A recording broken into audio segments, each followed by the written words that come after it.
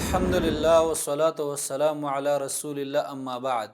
محترمو، د کال اوله میش د اسلامی کال اوله میش اغا د محرم میش ده او د محرم میش دا د هغه څلورو میاشتو نه یوه میاشت ده چې کومې ته الله رب العالمین عزت ورکړی دی.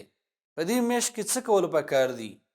په دې میاشت کې موږ ته رسول الله صلی الله علیه وسلم د روجو د نیولو ترغیب راکړی.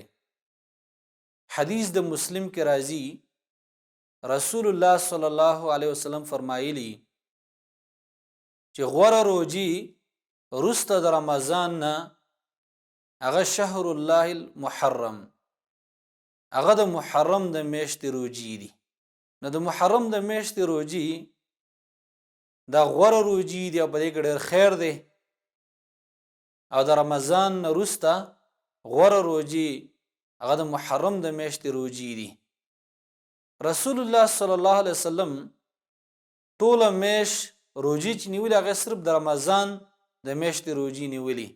لیکن دې حدیث کې چې ترغیب ورکړی شوی دی نو علما لیکي چې دا ترغیب ورته ورکړی شوی چې په کثرت سره په دې میاشت کې روجي ونیسي. او ډېر خلک داسې چې هغه د روجو عادتي روجي نیولی شي او روجي نیسي. نو دې میاشت ته چې وګوري او دې حدیث ته چې وګوري، نبي علیه الصلاة وسلام دې روجو د ترغیب ورکړی دی. او دارنګې په دې میاشت کې بیا د عاشورې هغه ورځ هم راځي، لسمه د محرم. او رسول الله صلی الله علیه وسلم د هغې په باره کې ویلي چې دغه روجه د مخکینی کال ګناهونه ورسره معاف کیږي. تاسو وګورئ دا څونه د الله رب العالمین هغه فضل او رحم دی په موږ او تاسو باندې چې یوه روجه ده لیکن د مخکینی کال ګناهونه ورسره الله رب العالمین معاف کوي.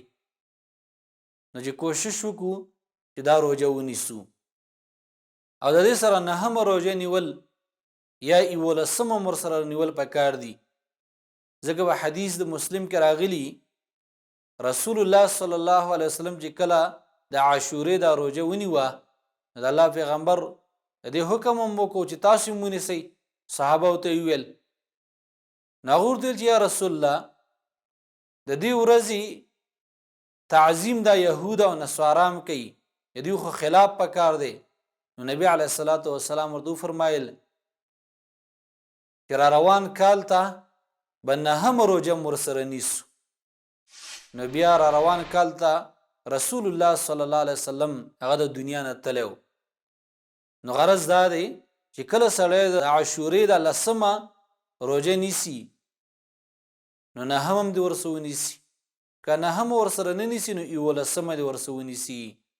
او اجر یې دونه دی چې نبی علیه الصلاة وسلام فرمایلي دغه دغه حدیث ذکر شو چې د مخکینی کال ګناهونه ورسره معاف کیږي. الله رب العالمین د عمل کولو توفیق راکړي. وصلی الله علی خیر خلقه محمد وآله وصحبه اجمعین.